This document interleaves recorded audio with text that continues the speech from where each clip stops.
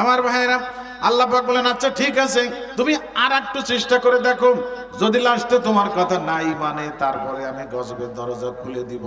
বন্ধুরে, ইউনূস আলাইহিস সালাম আবার আসছে, আইসে বলতেছে তোমরা যদি আল্লাহর উপরে ঈমান না আনো, আমি আল্লাহর পয়গম্বর এটা যদি তোমরা মাইনে না নাও, তাহলে আমি আল্লাহর কাছে দোয়া করব তোমাদের উপরে গজব নাজিল করা হবে। ওরা কয় গজব না দেহি ঈমান আনবো না, দেহি কোহাইতে গজব আসে। আরো উল্টো ইয়ার কি ফাইজলামি করে, আল্লাহর কাছে কয় আল্লাহ গজব দাও, আল্লাহকে আর একটু দাওয়াত দাও, দেখা যাক যদি নাই আসে তারপরে গজব দিবানি। আল্লাহ কি চাই নাকি তার এই আদরের বান্দাকে খুব তাড়াতাড়ি গজব দিয়ে ধ্বংস করে দিবার চান নাকি? আমার ভাইরা বোনেরা, আল্লাহু আকবার। এখন ইউনূস আলাইহিস সালাম আল্লাহর কাছে গজব চায়, গজব তাড়াতাড়ি দিতেছে না। আবার জনগণের কাছে যাইতে আল্লাহ বলছে, তারা আবার ওই কথা বলতেছে, ইয়ার কি করে, ফাইজলামি কি করে, পরে রাগ করে কইছে এই দেশেই থাকবো না, চলে যাবো, ওদিক চলে যাবো। রওনা করেছে আল্লাহ পাকের পারমিশন ছাড়া, ভিন্ন দেশে চলে যাইতেছে। ঘটনা আপনারা জানেন, সমুদ্র উপকূলে হাজির হয়েছে, দেখে জাহাজ নোঙ্গর করা, জাহাজে উঠছে, ভিন্ন দেশে চলে যাবে। আল্লাহু আকবার।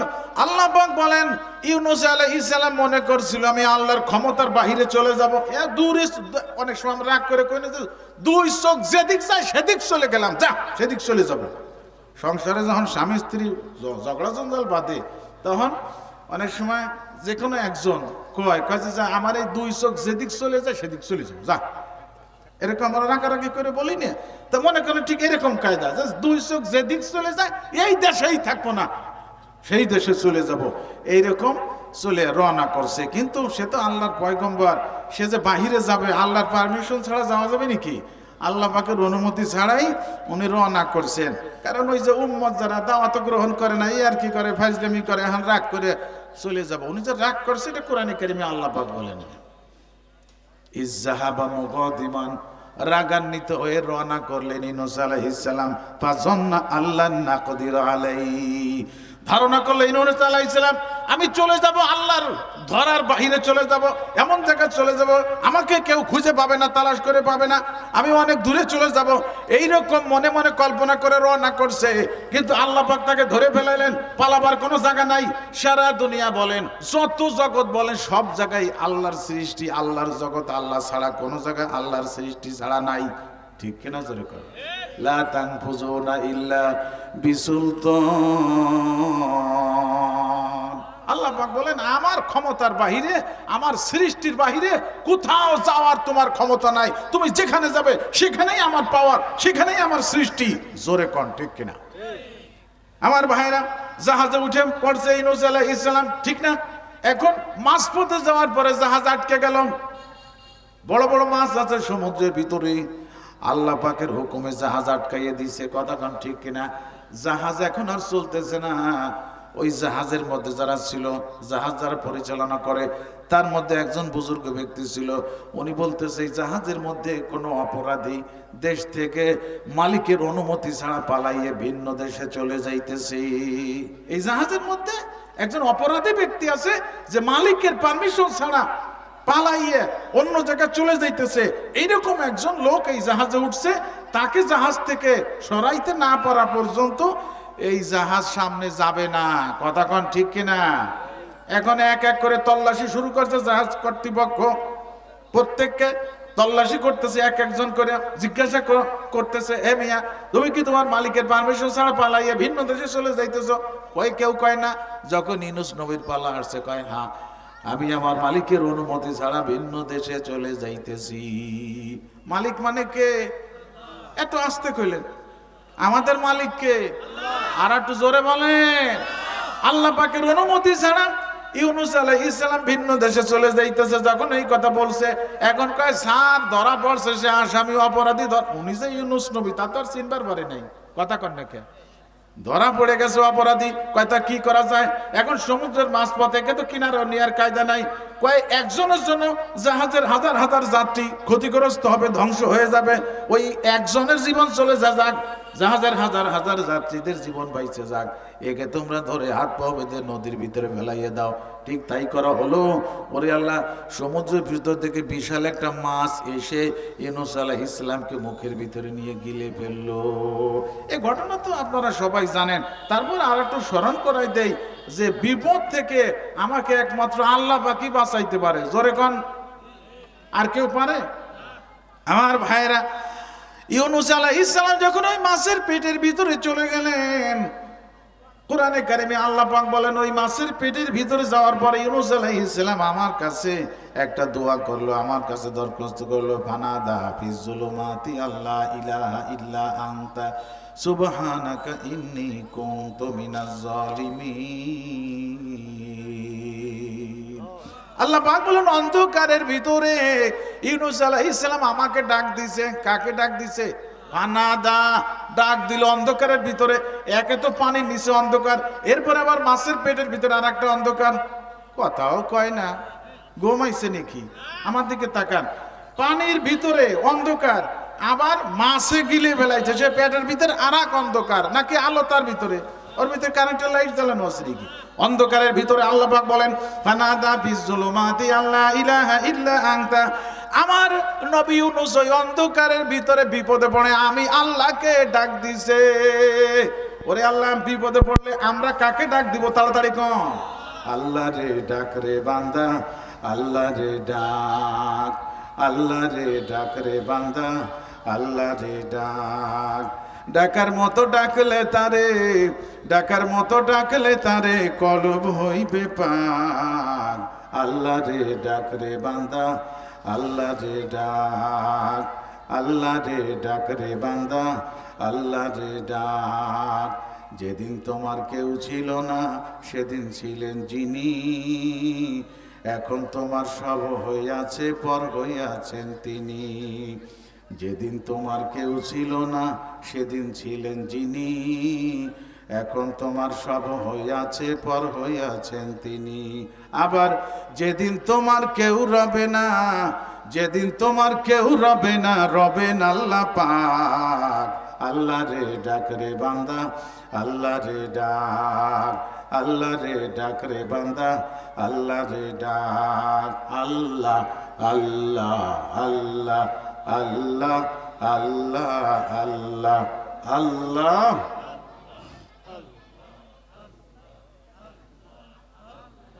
লা ইলাহা ইল্লাল্লাহু মুহাম্মাদুর রাসূলুল্লাহ। আমার ভাইরা বোনেরা, ইউনূস আলাইহিস সালাম কাকে ডাক দিলেন ওই বিপদে পড়ে? তাড়াতাড়ি কর। আল্লাহ পাক বলেন ইউনূস নবী যখন আমাকে ডাক দিল ওই অন্ধকারের ভিতরে মহা বিপদে পড়ে যখন আমাকে ডাক দিল, তখন আল্লাহ পাক কি বলেন? ফাস্তাজাবনা লাহু ওয়া নাজ্জাইনাহু মিনাল গাম্মি ওয়া কাযালিকা নুনজিল মুমিনিন।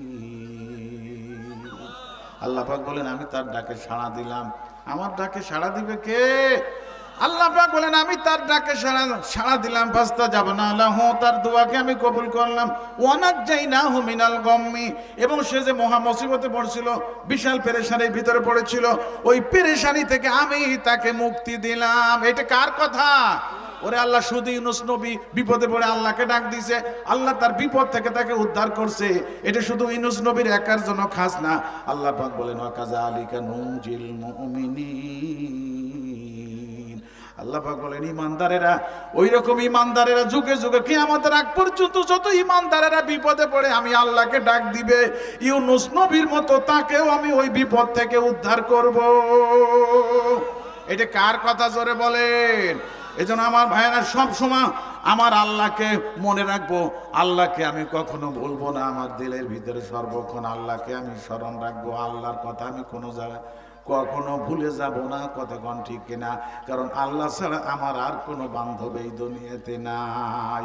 আছে নাকি? জোরে কন। আমার শরীরের ভিতরে যত অঙ্গ প্রত্যঙ্গ, এটা কে দান করছে? তাড়াতাড়ি কন। এগুলো কি আমি বাজার থেকে কিনে স্থাপন করছি নাকি? জোরে কন। এটা কে দান করছে? আর বিনা চাওয়ায় আল্লাহ দান করছে। আল্লাহ আমাকে দুইটা চোখ দান করছে। আমি কখন আল্লাহর কাছে আবেদন করছি, আল্লাহ আমারে কিন্তু দুইটা চোখ দিও, এই কথা বলছি। শরীরের যত অঙ্গ প্রত্যঙ্গ, কোনো কিছু আমি চাই নাই, আল্লাহর কাছে দরখাস্ত করি নাই, বিনা চাওয়ায় আল্লাহ পাক আমাকে দান করছেন। দুনিয়াতে এই যে আমি জীবিত আছি, সব কিছু দিয়ে তিনি আমাকে লালন পালন করেন। বন্ধুরে, আর সবচাইতে বড় নিয়ামত হলো তিনি আমাদেরকে ইমানদার বানাইছেন। ঠিক কিনা ভাই? ইমানদারদেরকে আল্লাহ পাক বড় মহব্বত করেন, বড় ভালোবাসেন। এ আমার ভাইরা, এখন কথা হলো আমরা ইমান নিয়ে মরতে চাই, যতদিন জীবিত থাকবো ইমান নিয়ে জীবিত থাকবো।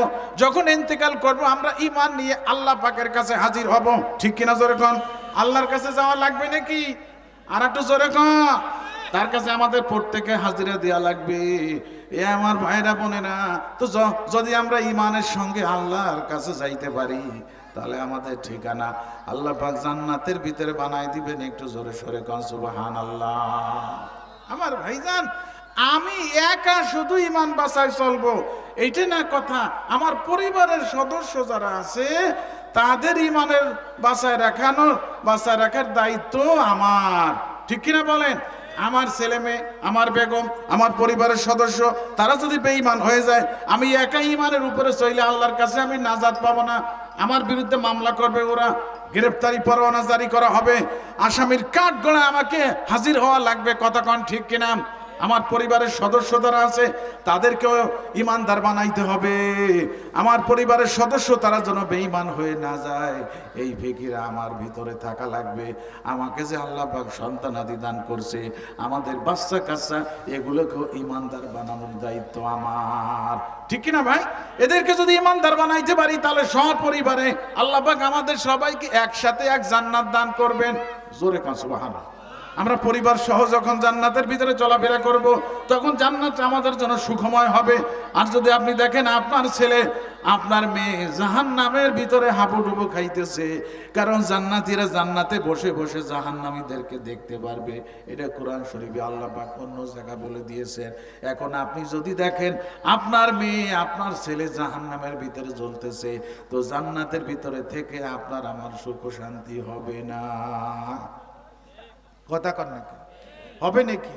এই দুনিয়াতেই তো সামান্য আপনার সন্তান যদি রাত্রে ঘুমাইতে না পারে, সারা রাত অসুখে চিল্লাইতেছে, কাতরাইতেছে, সত্য কথা বলেন, বাপ মা রাতের মধ্যে ঘুমাবে নাকি? তাহলে সামান্য একটু রোগ ব্যাধির কারণে বাচ্চা ঘুমাইতে পারতেছে না, চিৎকার মারতেছে, এতটুকু অসুস্থতার কারণে যদি বাপ মার পেরেশানির অন্ত না থাকে, সারা রাত্রের মধ্যে যদি বাপ মা ঘুমাইতে না পারে, আরে আল্লাহ, তো জাহান্নামের আগুনের ভিতরে যদি আপনার ছেলে আপনার মেয়ে জ্বলে, বলেন দেখি সেদিন জান্নাতে বসে আপনার অন্তরে কত ব্যথা লাগতে পারে। ঠিক কিনা ভাই? এজন্য আমাদের সন্তানাদি, আমাদের বাচ্চা কাচ্চাকে ওদেরকে ইমানদার বানাইতে হবে। ইমানদার এমনি এমনি হয়ে যাবে না। ইমানদার বানাইতে হলে ইমানের একটা শিক্ষা আছে, জোরে কোন আছে না নাই? সেই শিক্ষাটা আমাদের সন্তানাদিকে দিতে হবে। আমাদের বাচ্চা কাচ্চাকে ইমানদার বানাইতে হলে আমার নবীজি যে ইমানের নেতৃত্ব দিয়ে গেছেন, তিনি যে ইমান শিখাইছেন তার উম্মতদেরকে, সেই ইমান আমাদের সন্তানদেরকে, আমাদের বাচ্চা কাচ্চাদেরকে শিক্ষা দিতে হবে। ঠিক কিনা বলেন? বিশেষ করে এই যে একটা মাদ্রাসা বানানো হয়েছে, মহিলা মাদ্রাসা, পুরুষ মাদ্রাসাও আছে, ছোট্ট ছোট্ট ছেলেরা এখানে আল্লাহর কোরআন শিক্ষা করে, মেয়েরাও আল্লাহ পাকের কোরআন শিক্ষা করে।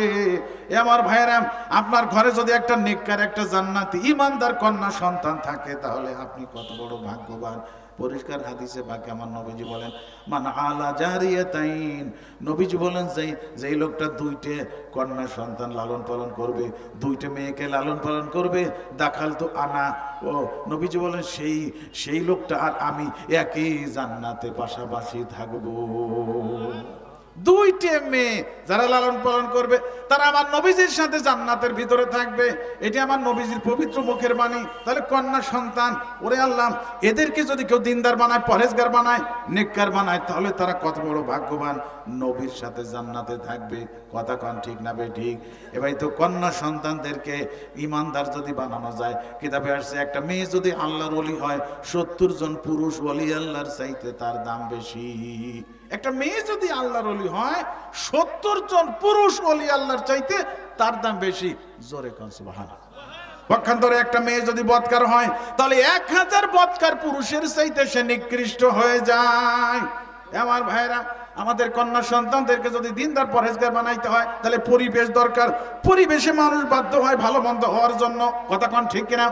স্কুলে হয় নাচ গান, ড্যান্স হয়, মুসলমানদের মেয়েদেরকে বেপরদায় চলা শিক্ষা দেওয়া হয়। কারণ ওই যে শিক্ষয়িত্রী, শিক্ষিকা যারা স্কুলে কলেজে থাকে, তাদের মাথায় কাপড় নাই। কথাও কয় না।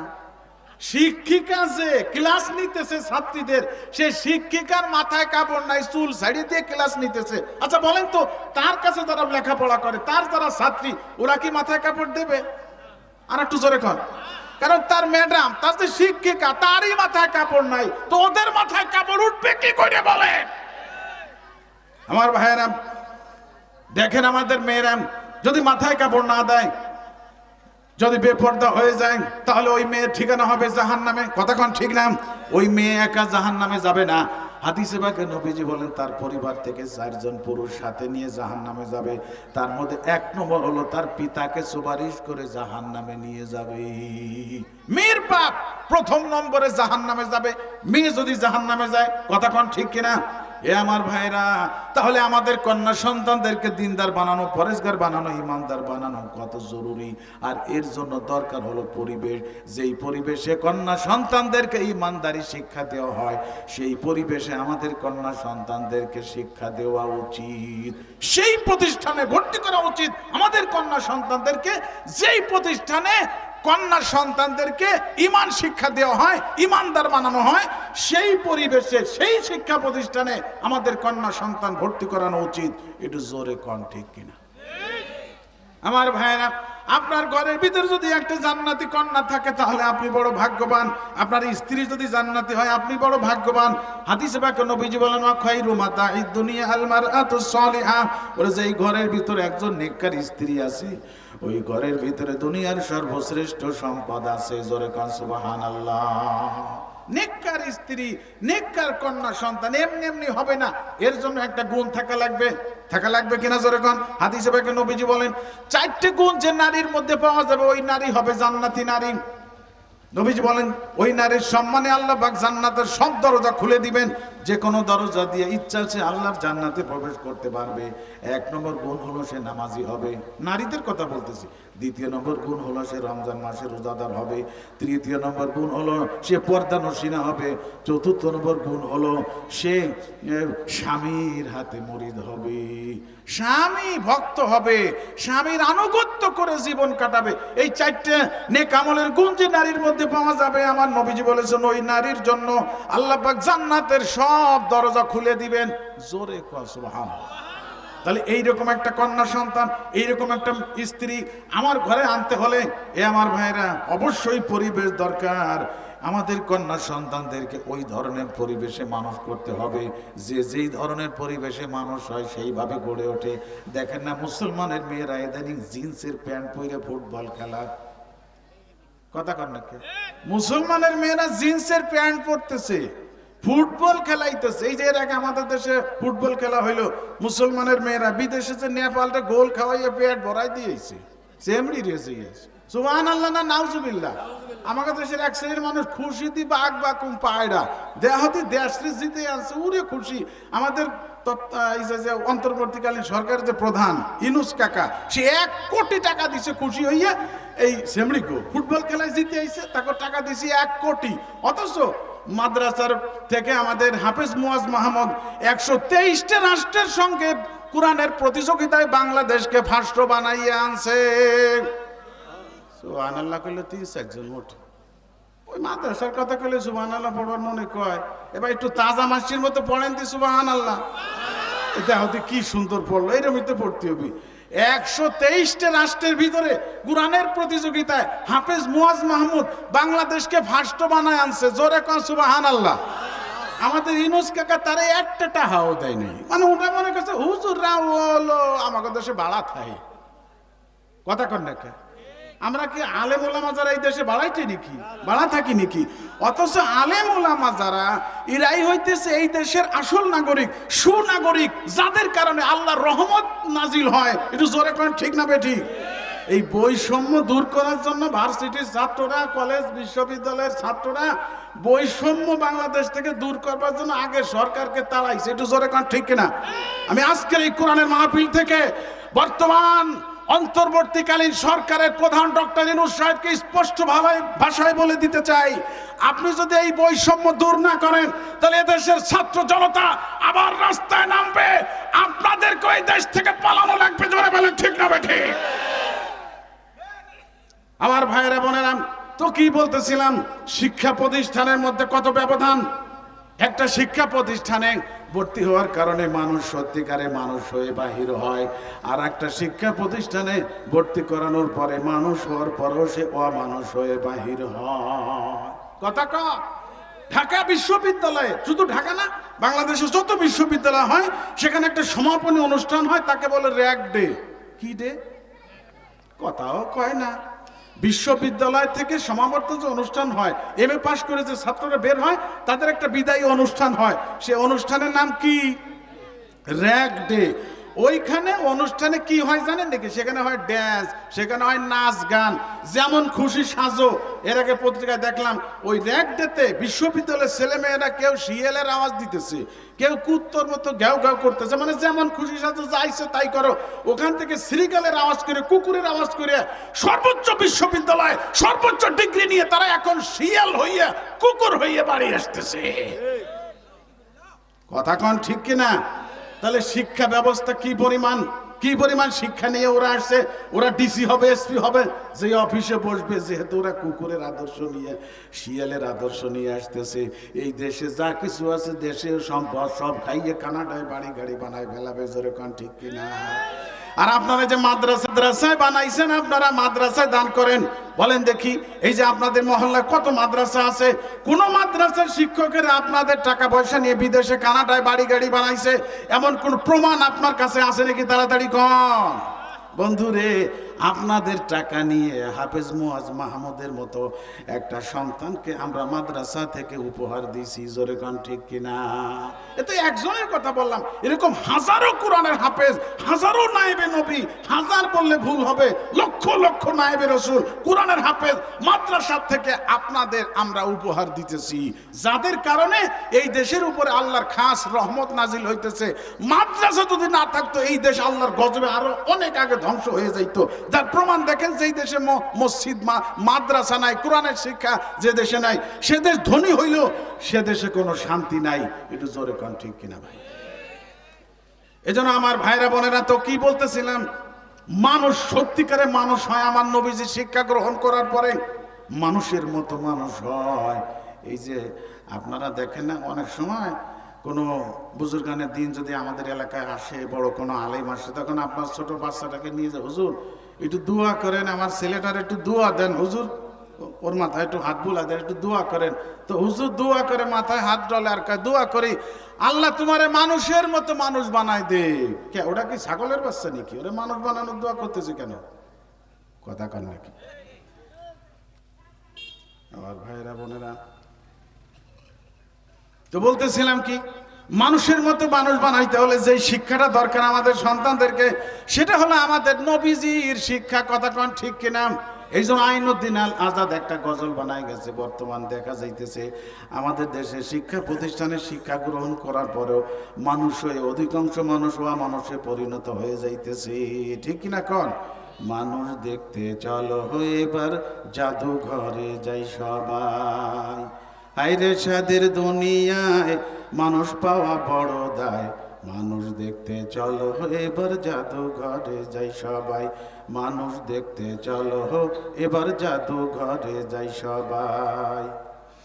চেহারাটা দেখতে ভালো, পোশাকটাও চমৎকার, অন্তরে তার কালি মাখা, কাজটা বড় কদাকার। কথা ঠিক কিনা বলেন? চেহারাটা দেখতে ভালো, পোশাকটাও চমৎকার, অন্তরে তার কালি মাখা, কাজটা বড় কদাকার। এই মানুষের ভিড়ে আজি, এই মানুষের ভিড়ে আজি আসল মানুষ নাই রে নাই। মানুষ দেখতে চলো এবার জাদুঘরে যাই সবাই, হায়রে সাদের দুনিয়ায় মানুষ পাওয়া বড় দায়। মানুষ দেখতে চলো এবার জাদুঘরে যাই সবাই। রাস্তা ঘাটে যায় না চলা এই মানুষের ভিড়ে, ওই ভিড়ের মাঝে আবার কেহ অন্যের পকেট মারে। রাস্তা ঘাটে যায় না চলা এই মানুষের ভিড়ে, ওই ভিড়ের মাঝে আবার কেহ অন্যের পকেট মারে। তোমরা তাকেও যদি মানুষ বলো, তোমরা তাকেও যদি মানুষ বলো, আমার বলার কিছু নাই। মানুষ দেখতে চলো এবার জাদুঘরে যাই সবাই। হায়রে সাদের দুনিয়ায় মানুষ পাওয়া বড় দায়, মানুষ দেখতে চলো এবার জাদুঘরে যাই সবাই। মানুষ দেখতে চলো এবার জাদুঘরে যাই সবাই। আমার ভাইরা মনে না, তাহলে সত্যিকারে আমাদের সন্তানাদি আল্লাহ পাক যা কিছু দান করেছে ওদেরকে মানুষের মতো মানুষ বানাইতে হলে, ওদেরকে খাঁটি ইমানদার বানাইতে হলে অবশ্যই আল্লাহর কোরআনের ঘর মাদ্রাসায় ওদের শিক্ষা দিতে হবে। জোরে কোন ঠিক কিনা? তারই ধারাবাহিকতায় এই যে এই বাজারে একটা মাদ্রাসা বানানো হয়েছে, কত সুন্দর একটা মাদ্রাসা বানাইছে, যেখানে ছেলেরা পড়ে মেয়েরা পড়ে উভয়দেরকেই মানুষ বানানো হয়। মুফতি জাহিদুল ইসলাম এই মাদ্রাসাটা এখানে নির্মাণ করেছেন, তো প্রতিষ্ঠা করেছেন। বন্ধুরে, কত ছেলে মেয়েরা আল্লাহ পাকের কোরআন শিখতেছে, নেককার হইতেছে, দিনদার হইতেছে, পরেজগার হইতেছে।